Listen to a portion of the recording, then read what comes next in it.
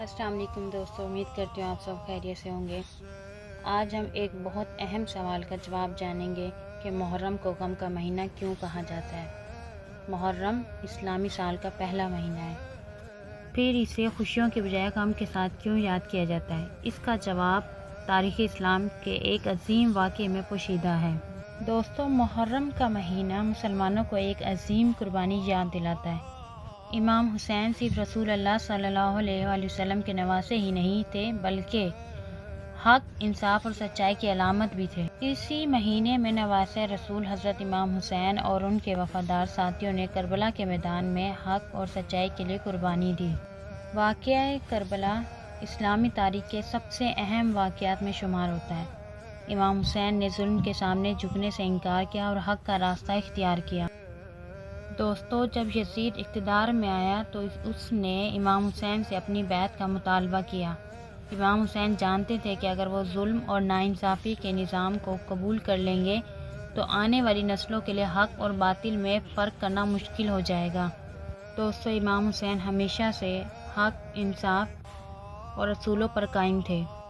امام حسین اپنے اہل بیت اور ساتھیوں کے ساتھ مدینے سے مکہ اور پھر کربلا پہنچے۔ یہ فیصلہ آسان نہیں تھا۔ امام حسین جانتے تھے کہ اس راستے میں مشکلات، تکلیفیں اور قربانیاں ہیں، لیکن اس کے باوجود آپ نے سچائی کا ساتھ نہیں چھوڑا۔ کربلا میں حالات دن بہ دن سخت ہوتے گئے۔ اہل بیت پر پانی بند کر دیا گیا۔ خیموں میں موجود بچے اور خواتین پیاس برداشت کرتے رہے۔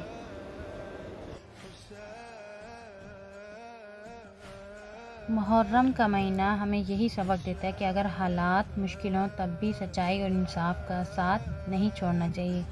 اسی لیے دنیا بھر میں مسلمان محرم کے دنوں میں امام حسین اور شہدائے کربلا کی قربانیوں کو یاد کرتے ہیں۔ یہ صرف ایک تاریخی واقعہ نہیں ہے بلکہ ایک ایسا پیغام ہے جو آج بھی زندہ ہے۔ آج بھی ظلم کے خلاف کھڑے ہوں تو لوگوں کو امام حسین کی قربانی یاد آتی ہے۔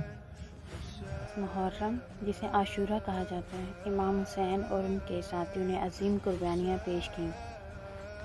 اسی وجہ سے دنیا بھر کے مسلمان محرم میں شہدائے کربلا کو یاد کرتے ہیں۔ محرم صرف غم کا مہینہ نہیں ہے بلکہ صبر، وفاداری، قربانی اور حق پر قائم رہنے کا پیغام دیتا ہے۔ امام حسین کا پیغام آج بھی زندہ ہے، لوگوں کو سچائی، انصاف کے لیے کھڑے ہونے کا حوصلہ دیتا ہے۔ محرم کا مہینہ ہمیں یہی سبق دیتا ہے کہ اگر حالات مشکل ہوں تب بھی سچائی اور انصاف کا ساتھ نہیں چھوڑنا چاہیے۔ یہ صرف ایک تاریخی واقعہ نہیں ہے بلکہ ایک ایسا پیغام ہے جو آج بھی زندہ ہے۔ جب بھی ظلم کے خلاف کھڑے ہونے کی بات آتی ہے تو لوگوں کو امام حسین کی قربانی یاد آتی ہے۔ یہی وجہ ہے کہ محرم کو غم کا مہینہ کہا جاتا ہے، کیونکہ اس مہینے میں تاریخ کی ایک عظیم قربانی پیش کی گئی جسے مسلمان آج تک نہیں بھول پائے۔ اللہ تعالیٰ ہمیں شہدائے کربلا کے پیغام کو سمجھنے اور اس پر عمل کرنے کی توفیق عطا فرمائے، آمین۔ اگر آپ کو ویڈیو پسند آئی تو ضرور شیئر کریں، لائک کریں اور my channel history of Karbala کو ضرور سبسکرائب کریں۔ جزاک اللہ۔